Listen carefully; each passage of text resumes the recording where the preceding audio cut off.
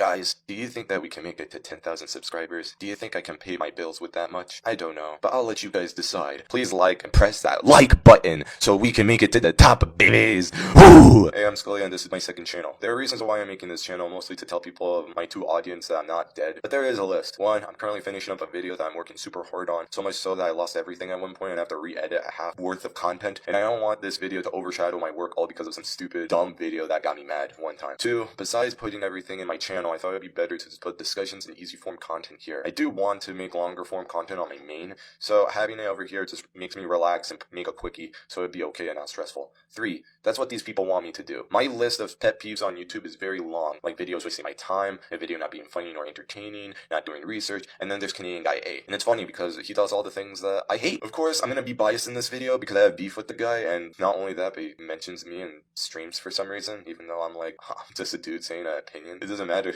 Look at the sub count on this guy. And I don't like how he actually got somewhere on YouTube on the methods that he used. Sly rumors were always a big issue for me, and I hated how Sly content was being made. So that's why I made the Why Sly Rumors Suck video. I was mostly just right about everything. Sucker Punch wasn't lying to us, and Pixel Opus isn't making a new Sly game because oops, everything I said was true and no one acknowledged it because of how Blue Knight would say, I used a bunch of curse words. Another pet peeve of mine on YouTube is YouTube videos are quote-unquote helping people, helping small content creators. There are these creators that on the platform that are discussing that their content is to help people, but mostly they just take advantage of sad, desperate people that just want more clicks, and I just find this content really disgusting. Which is funny, we are talking about Canadian Guy A, guy that makes PlayStation content for desperate people who want PlayStation mascot games. You can see that the worlds can collide with those creators, but whatever, let's watch this video on how to make YouTube your full-time job as a small channel. If you had 10,000 subscribers, no money, bills stacking up, and brand new real-life responsibilities rolling into your life, do you think that would be a good time to try going full-time on YouTube? Probably not, and we also wouldn't encourage you because at that point in your life, it sounds like going full-time on YouTube would be a massive risk. Well, today, you're going to meet a creator who took the risk anyway. So a few minutes in, and it's kind of reasonable, YouTube shouldn't be a massive clutch on you. There are millions upon millions of people on YouTube who make a single video and just doesn't continue for multiple reasons. His talents were recognized by his teachers at school, and he even went to college specifically for video editing, and that's where he met his wife. So awesome. Basically, he's getting an editing job, he's going into college, he met his wife and stuff. These things are good. You know, I graduated, I got my lifetime job, here we go. And then reality set in. A year later, I got laid off. He lost his job, and this was just the first time. Keep watching, because it won't be the last. And this raises a very important concern because a lot of people working regular jobs have to worry about being laid off for reasons beyond their control. And now at this point, Canadian Guy was going through that very experience. I quickly learned that in the editing industry, people jump from job to job to job to job all over the place. And I was like, wow, I really don't like that. They make it sound like your first job, you should just stick with it for the rest of your life, which is really isn't. I'm currently on my third job. My first job was working at like 3 years in a clothing store, and I love doing stuff like boxes and folding. I quit because my manager left and the new one came in, and he was not a friendly guy. I remember my last day that my sister had to pick me up because I was sobbing in the bathroom because of all the stress and anxiety that I got from that job. After I worked with my parents during COVID, and funny enough, your boy got the COVID stuff, hell yeah. After meeting my girlfriend, we chatted a lot, and I moved to her state. After like 2 years of having to like not work at all, I had to go back to work and then get some of my bills paid. So I worked on this place for like 4 to 5 months, and then they fired me. No reason, they just fired me. I was even asking for like a reason, and they just didn't care and just told me to leave. Also, it makes it sound like a surprise that an editing job is having to go job to job. Like, you did spend years in college learning about that, right? Like, did professors not tell you about this at all? Like editing jobs are like artist commissions. You get paid one time or more, and then you move on. And I know that this could be a full-time thing, but I don't know, I feel like this is a normal type of thing. Sadly, it's not easy, and you just have to toughen up to make it somewhere. To carve out their own ways of making money and potentially become their own employers. That's why we always encourage creators who want to monetize their channels to start treating their channels like a business from day one.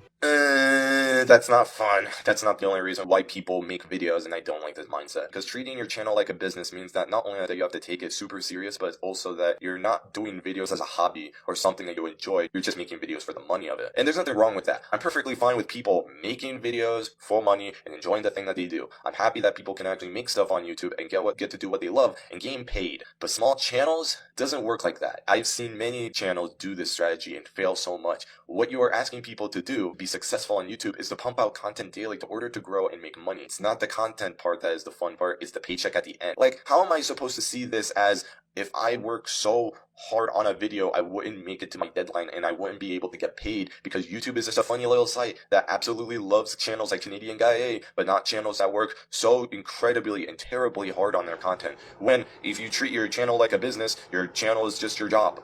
And just like every other job, you'll be exhausted. Yeah, it's great being your own boss, like you said, but work is still work, which is why I suggest to small content creators, do it for your passion. Do something that you think is fun and interesting. And it really doesn't even matter about like the best equipment that you have or anything. Just make stuff and be creative with it. YouTube should have been how it was like back then, where people just made stuff because they wanted to, not because they needed to. Whether he knew it or not at this point, this is the moment where Canadian Guy started looking at his channel like it was a business. This is because he noticed he was doing something that holds a lot of creators back. When you're tapping into this untapped potential, all this new content that no one's really talking about, but there are people interested, and that was the key, is that people are interested, but they don't know that they're interested yet. They were interested in Crash and Spyro, and they're on YouTube, and all of a sudden they get suggested Spyro the Dragon, and it triggers that nostalgia. But then you go through my videos, you're like, oh, he talks about Crash. I remember playing Crash too. The audience he's focusing down on is very specific, but not too specific to where there's not still some potential, because hundreds of thousands of people have played these games. The videos Canadian Guy wanted to make were really going to play into people's nostalgia for these old games that were being remade. This seems gross, so very business heavy, more than an actual creative decision. But the videos that Canadian Guy A wanted to make were really going to play into people's nostalgia for these old games that were being remade. It's literally all just a business strategy to get people like you and me to click on and be happy because, wow, it's a character from my favorite childhood. It's real. Again, none of these things sound bad on their own, but it's the mix of all of these and the Sly Cooper Rumors video that I made that makes so much sense, and it feels grosser to watch as a result. There was the moment that I knew that there was something there. I posted it, and at the end of the day, it had 12 views. And I remember being really depressed because I worked really hard on that video. I did research, I scripted, I edited, and I made sure I did everything that I could. It only got 12 views, and I was really like, that sucks, right? That feels bad. I know there's probably so many of you out there that have experienced this. I have myself. You put in so much time into a video and then virtually nobody sees it.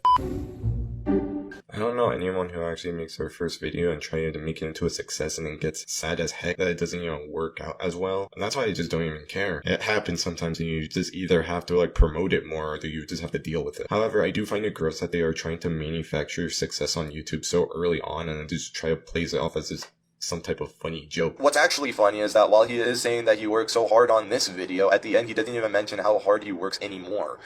I just find that hilarious. I had another idea where it was like, why don't you maybe throw it on social media somewhere? And I didn't want to do Facebook. I wanted actual people that were interested. So I decided to go to ye old Reddit, and I found that there was a Spyro Reddit. I find it so funny how people will say, just put it on other socials and just say it as if it was advice. Hey, if you want to be a YouTuber, how about you make your own YouTube videos? Like, no dirt. Like, you have to be so unaware. I find it a better advice to tell people how to do it because it's easier said than done.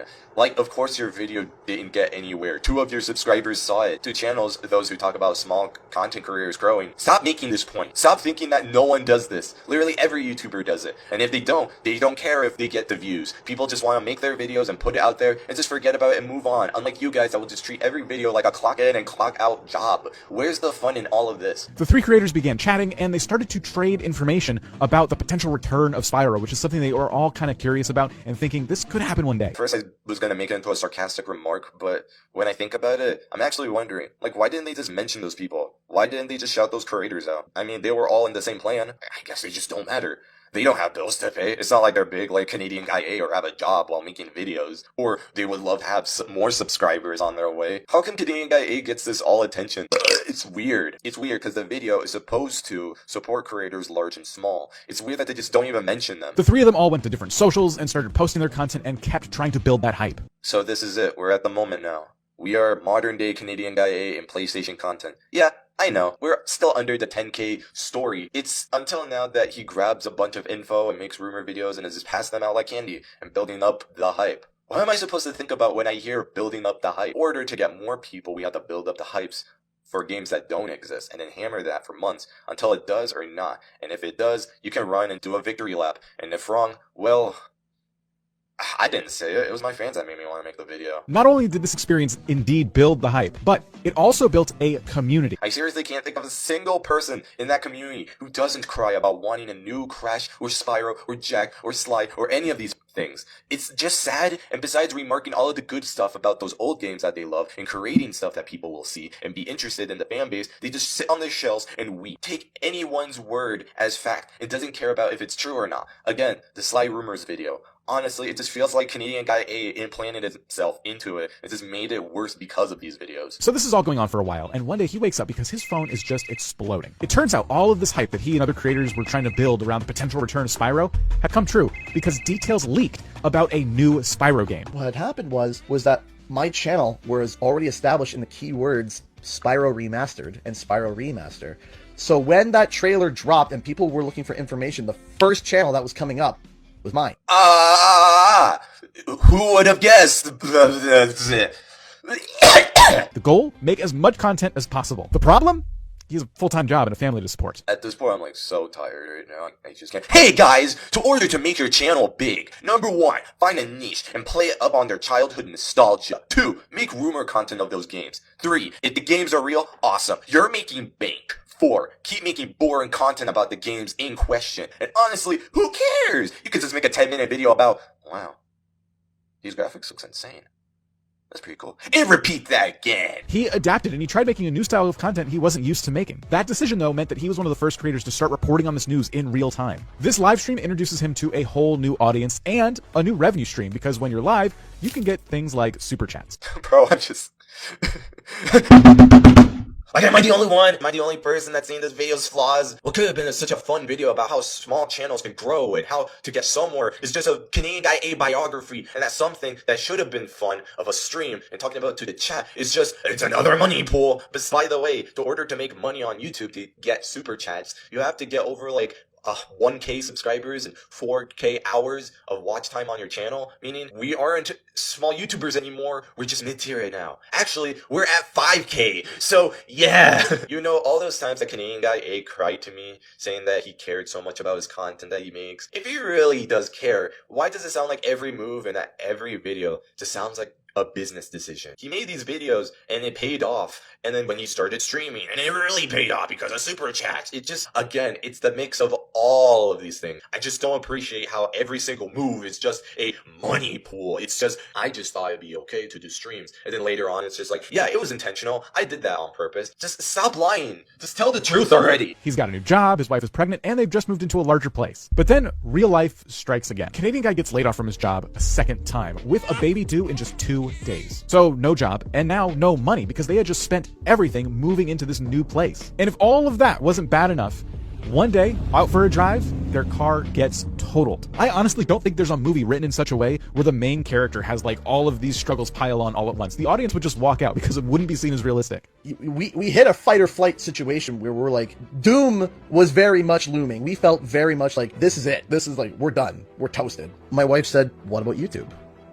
And I said, you think we can do it? We only have 10,000 subscribers. Do you think we can do it? Despite everything going on, Canadian Guy stuck with it. He doubled down on what was already working, and he took time to experiment with new types of content that he felt like his audience might enjoy. Today, he has over 70,000 subscribers, with YouTube remaining his primary source of income. And the stakes for Canadian Guy throughout this whole experience were really high. His family had grown, and his bills had gone up quite significantly since when he first started YouTube. He took a risk, and it paid off. But it's really important to note that that risk was not taken without a lot of confidence on his end. If you look at his channel, it's clear to see that once Canadian Guy started to take his content really seriously, he didn't stop doing that. He didn't deviate and he didn't mess around. I feel like this would find it pretty cool that this level of independence could be achieved with only 10,000 subscribers. Damn, that was a lot.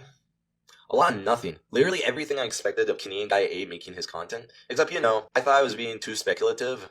I'm sorry, but this is probably the worst watching and feeling video for a small channel. I didn't learn anything that I should take away from this. It's legitimately how to make YouTube your job as a small creator, but without the fun and the appeal to why you should even make YouTube videos in the first place. It's insane to think that they hammer down the points to how they should treat your channels like a business, but at what cost? Your channel is just a content form, and does Canadian Guy even enjoy making these videos? It doesn't seem like it. I don't know, having a YouTuber that is like 10 times bigger than you cry about how their life is hard and that they care and that they don't beat a dead horse. Yeah, I find that guy the cool one. And he never mentioned Sly or Ratchet or any of those other mascots. And that's because he just doesn't care. Just another business idea to broaden the audience. Not once ever even mentioned that YouTube is just a luck game. You can legit just get like struck by lightning, and that has better odds than actually making it on YouTube. Not even a moment that he reflects on this. And just say that everything was just intentional. Even something like the stream, they played it up as if it was all a marketing strat. All of these helpful tips, it's either super obvious or unhelpful as a result. For example, the promotion to other platforms. Everyone does this, and it's a common thing for people to do. But saying it as if it's a helpful tip, people will just look at it and say, yeah, I guess you're right. It's like red pill content. It's the equivalence of that. It's guys telling other people that how to make cash, but besides making it into an important thing, they just tell you to get a real job. Like, why am I watching this video? Again, not once they mention how to promote your videos, which is super and extremely important, yet, nah, that's fine. They'll just work on it on their own. Why is it called How to Make YouTube a Full-Time Job as a Small Creator when you can't even explain one of the keys in your video? What is this? There is a reason why these channels does this type of content, and funny enough, they already explained it to you. This channel is already built in as a business in mind for a whole group of small creators that just want to be seen, and besides having fun and making videos for entertainment, they just want to get big and get money. So they would throw in somewhat smart tips, quote unquote, reason why they just don't even explain it in depth. Well, they have more videos for you to watch. They can't just add stuff. The 10-minute mark is already set. Off to the next one. God, these videos suck. You know, they gatekeep info from you from knowing more and learning more because they could just make you watch videos after videos on their stuff. What's the point of helping creators when you could just milk them for their desperations? And we just went full circle. A man that built his channel from sad people who just want to make it into YouTube for money and keeps pumping content that isn't helpful and takes advantage of their desperations. The other corner, we have a man that is placing his foot into the PlayStation community and pushes out rumored videos that aren't funny or interesting and takes advantage of desperations for a new game. Do you see why I'm upset now? That's why I didn't even say anything at the part where Canadian A is being all, do you think we could do it? We only have like 10K subscribers. As if that's like 0 people! 10K? 10K? I know people who would kill for those subs. I understand about losing the job and the house and the car, but can you say anything that is good in the world? There should be a grateful thing given to somebody that works so hard. It's like, well, that's only 10K. And another thing that wasn't even mentioned, thanking the fans. People legitimately got you to the place where you are now. I feel that with YouTube, it's hard to imagine that there are real people watching your stuff. Normal people like you and me. Normal people that started forming and bringing back together to build up a special YouTuber that deserves it. But not a single moment was spoken. Not even a single, oh, these people are like real. That's crazy. Like, how do you not see that? Or say anything about that? Besides that, we passed the small creator in the 2 minutes mark. Sorry for the people who didn't even make it to the requirements to. And now they have to listen to a man cry about how he has to pay his bills with 10K subs. It sounds so tone deaf. How could you cry to me about how you care when even in the lowest of lows, you're not even gonna acknowledge or appreciate the people who stuck with you? I am so livid right now. It's just insulting. This is just dangerous for small creators too. Why did they even bring Canadian Guy A? This isn't the person to look up to. Why didn't they just talk about somebody like Markiplier or Scott DeWaz or anyone? They are making content that are fun and telling it to you straight up. They are probably the most realistic people who are making content on this platform. And yeah, I know, both of them have content and try to make out a business out of it and get paid off. But you also have to realize that even without those million subs count, they would still be making the same type of content if it was lower. I follow this guy and he goes by RR Slugger. He was super thrilled that people came to watch his stuff. Not just for the Legos. Rock Raiders is just a long and forgotten series. RR Slugger is just making fun and information content that is engaging. He puts in like stop motion animation and clever writing. And yeah, he's a teacher! Legitimately made content for himself. And when he started getting popular, he called himself overrated. He thinks of himself like that. And honestly, I just appreciate the self-awareness about it. And he never demonizes this, by the way. He says that being underrated should be a good thing. Because when you are constantly given love from your community, that's the only reason to be making it. For the love of it. I remember being sad one day because even if I wanted to, I couldn't even give money to him in a stream because he didn't even want it. It's clearly a passion project, and I find that more honorable than anything that Canadian Guy says. I can't imagine a single world where I would legitimately look at a large number and was just like, well, I guess it's nothing. Not once he ever mentions how good the community is, or anything. Somebody who would care about the community would talk to the community, would interact with the community, not take advantage of them because, well, we gotta play onto their nostalgias. And some of you guys are probably like shocked and cried into the heavens saying, Scully, this is bad. Why are you not swearing every second of this video? It's trash! 2 reasons. 1, again, Blue Knight and his audience. They hate swearing so much that they will ignore every point that you say and turn your points down because you casually just said the S word. For children out there, the S word is another word for poopy. So, yeah, they just don't even like being a part of drama, even though, like, it's just a couple of people's opinions. It's not even drama. It's legit 5 people. He says that it's 5 people. You know, there's a certain group of people that are accusing me of falsifying evidence, which is absolutely completely wrong, or saying that I'm lying, or suggesting that, because a lot of it is based on the fact that I suggested that it's possible that Sucker Punch was lying about the Sly Cooper, and I said that it was an option. And boy, oh boy, did this certain subgroup of people just absolutely lost their marbles because I even remotely breathed the idea that it was possible that they were lying. There's this whole subgroup of very, like, 3 to 5 people, maybe 6. We only have 10,000 subscribers. 3 to 5 people, maybe 6. We only have 10,000 subscribers. 3 to 5 people, maybe 6. That just absolutely hate my guts for even remotely breathing that idea. And they don't care about anyone else's opinion. I find it funny that my video of rumor videos got into all of these people, and yet no one saw the Brickerman video. In the rumor video, I called out every person in that situation, and I did that to them because they started it. Brickerman did it in a respectful manner and not swearing, and tried not to be mean about it. And yet, no one saw that in the group. I just like being unfiltered and being who I am and expressing my feelings, and Brickerman was nice enough to actually repress those feelings. They just saw me be friends with Brickerman, and because of they saw me calling them out, they just never even watched his video. And I mean, never watched any of my friends' video. Fair guilt of association, which is sad because he is a good guy and deserves way more subs because of his passion for Sly and editing. And also, I used to not curse. I know, right guys? It's crazy, right? I used to censor myself in all of my videos, and I hated it. Not swearing in my videos isn't too hard, but having to do it was just very draining. It's like every video I had to constantly have to try to censor myself in order to please this dumb algorithm. That's just the only reason that they care. Why do you care so much if somebody swears? Children aren't even allowed to be online at that young of an age, and even, I remember in middle school, kids would just throw around words. And now, especially now, that's all free game online. It's ridiculous to tell people to not swear, but it's also insane to censor creators who do. Take, for instance, in Canadian Guy's server, you can't put Kid Icarus video links, or else it'll just be deleted and you get a slap for it. Stop demonizing people who do it. It's funny because I actually respect Kid Icarus for making those type of videos. As cliched as it's Dark Souls, prepare to die. If you go into it expecting trouble and expecting hardship, but ultimately you might come out the other end, or you might not. But either way, if you go into Dark Souls for the first time in your life and expect to breeze through it in the first go, you're going to fucking hate it. You need to prepare to die, and it's the same with anything. Making films, making music, make anything creative. You need to prepare to fail, and once you get that in your head, you can tackle anything. Yeah, and when you begin to love the failure and really enjoy the process, even if you're failing on it, then that's the ultimate thing. Yeah, you need to start, yeah, it's not failing. Yeah, because the ultimate thing is that if you're going into it looking to make a career out of it, you've already lost. There are people that have done that, and they're very clever about how they do it.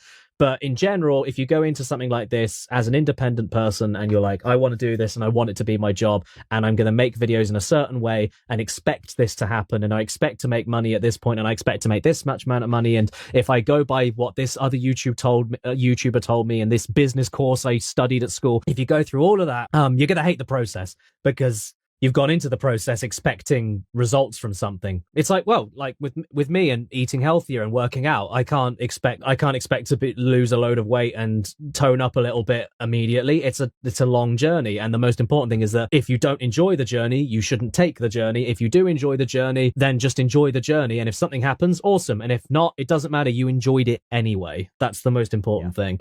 And honestly, that's honorable. And I just realized that none of it really matters.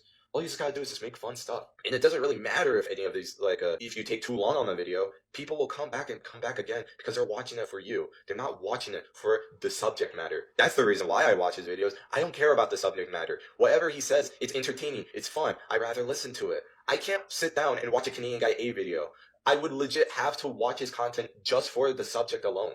And subjects alone doesn't really take you anywhere. You really just have to have a personality to order to make it. And with Canadian Guy A, he's the blandest person that you can find. Stop demonizing people for cursing. It's restrictive censorship, and it makes you sound like a Karen or a crybaby. It's weird because it's like this superior complex type of thing. Besides breaking down the points and giving reasons and discussing about the topic and actually, having a discussion, it's more of a, please, you're cursing up a storm. Be like me, be an adult about it. Use your big boy words instead of that potty mouth of yours. I don't know. I feel like that's more of an adult thing, right? Because besides actually breaking down in points and being an adult about it, you just rather cry about some bad words that people say.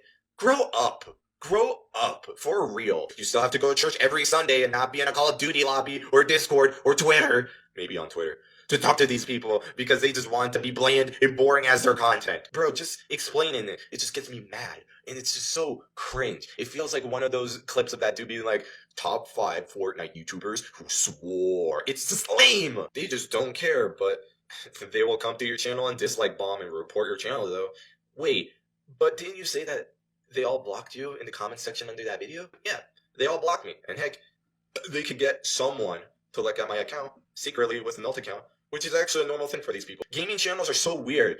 They have this weird way of calling stuff drama. Like if people say that rumor video, like the rumor video I made is drama. Like, no, it's a discussion video. It's a commentary video. I wasn't expecting anybody to care because people, most of the children who are in these circles, poorly reacted to the video and that they go on Twitter and saying stuff like, I'm a clout chaser, to go outside, to legit using the R word against me. Wow. It's funny how I can't swear when I'm an adult, when there are children out here actually swearing up a storm and actually calling me insults. But, it doesn't matter. I'm making videos for children, right? I make videos for myself. It's actually more clout chasing to be, just supporting and loving. And no matter what he says, you just support him.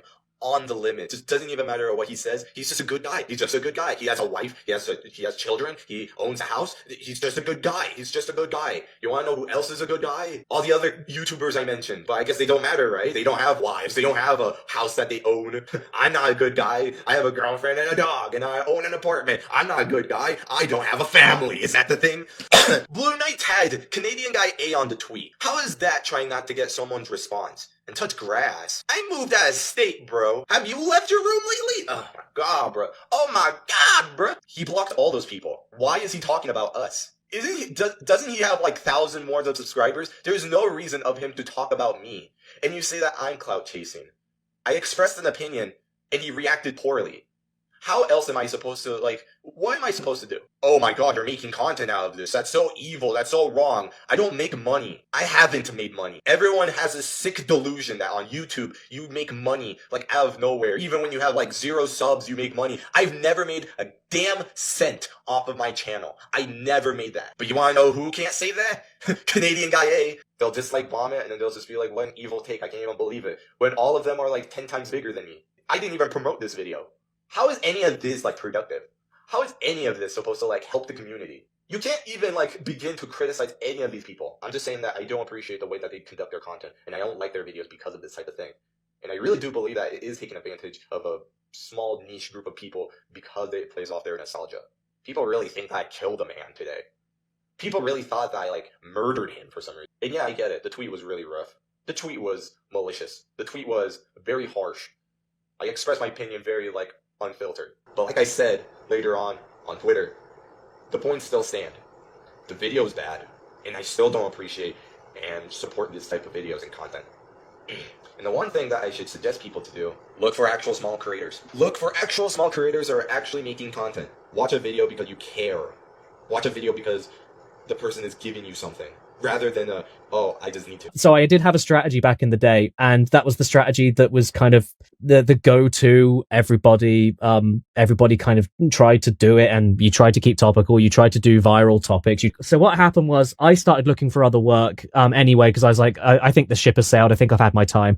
And then I did my Final Fantasy first video of 2020, where it was just like, I'm going to stop giving a shit about this shit anymore. I stopped looking at the analytics. I stopped looking at the views. I stopped looking at anything. I just wanted to do what I wanted to do. And I figured I wasn't in a position to take that risk before because too much was on the line. But now I'm looking for another job anyway.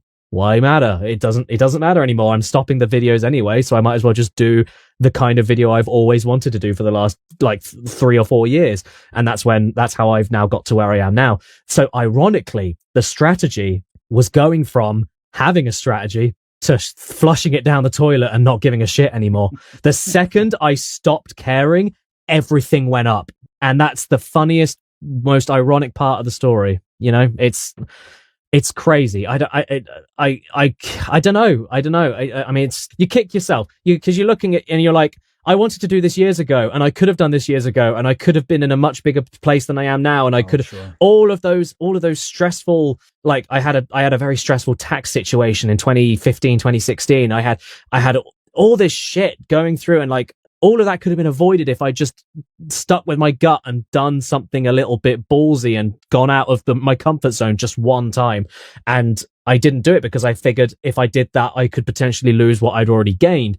But the second that's the funny thing, the second I then decided, you know what, fuck the algorithm, fuck trending games, fuck trying to appeal to people that want to see an outlet. I'm just going to do a fucking stupid video about shit no one cares about. And it worked. And it not only did it work, it pushed me over 1 million subs. All my videos now minimum get 1 million views, which they never used to do ever. Like I'd be lucky to get like 250k on most of my older videos. Like even some of my older videos now, you can go back and some of them are barely reaching 300k even after being up there for years. And it's like, that's not something I can recommend everybody doing. But for me, it worked. And I guess that just goes to show that people always wanted to just see me doing my thing rather than seeing me cover, you know, the latest fucking Horizon game, because it's like, well, why would I do that when Angry Joe's already got you covered? Like, why would you want to see, like, people have their audiences and they have their creators for doing certain things.